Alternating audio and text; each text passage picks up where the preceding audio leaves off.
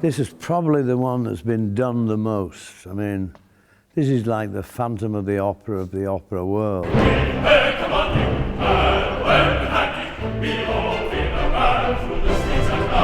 It's a fable with music. It's a moralist story.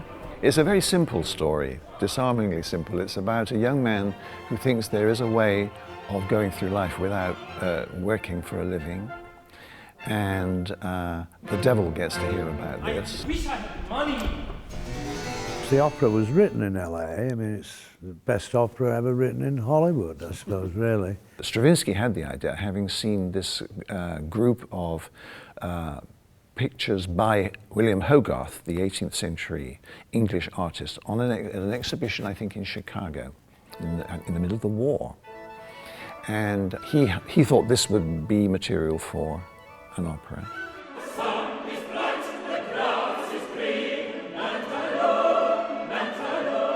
Well, I was living in Paris. It was 1974. John Cox asked me about designing the Rake's Progress. Would I come over? First of all, I admired his work as an artist very much. I mean, he was very much, a headline artist even then, and had been almost since he was at college. And I knew that one of the first things he did after he left the Royal College of Art was to go to America on a scholarship, and he did a whole series called The Rake's Progress. I'd never been to America before, and I was struck by, like, the bums on the Bowery. It reminded me quite of 18th century London, in the sense that you saw people on the street. In those days, you'd never see that in London, 1961. So I thought, this is somebody who's thought of the subject and who would be easy and comfortable with this kind of moralistic tale, which at the same time, of course, has a lot of humor as well as a lot of humanity. The moment I heard the music, I thought it took me a while to get into it, but once I did, I thought it was fantastic music, actually. He's here, the auctioneer. No, over there! Be quick, take care! Don't be prepare, be quick, take care!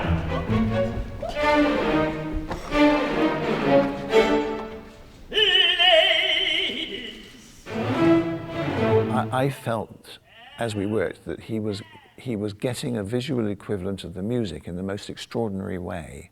You know, very angular, but very strict, very disciplined, with a lot of clarity and a lot of sensitivity too. After reading it and listening to it, I said I didn't think you could avoid the 18th century so much in the music and in the libretto as well. And what you to do would be find a 20th century equivalent of some 18th century idea, like the music was, the libretto was, and that could be done.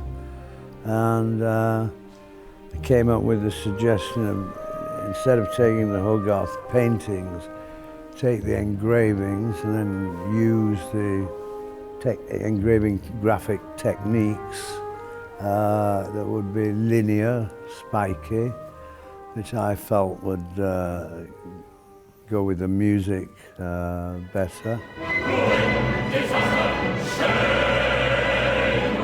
I've always looked upon this piece, perhaps arrogantly and incorrectly, as an English opera which happened to be written by a Russian composer. What's interesting this time is it's the first time I've ever done it with a Russian conductor. It's all about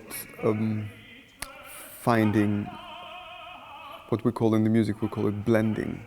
Finding the ideal blend between the intentions of all the members of the creative team. The coming together of those two views, those two approaches, has been really fascinating, and it's revitalized for me more than I think any other time I've reprised it. I was surprised at how flexible John Cox is with his meticulously developed and approved of by many years, decennials of experience in various theaters, it's a live thing.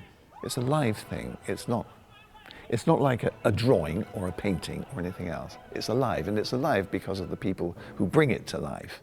And that's what makes it exciting for me to do.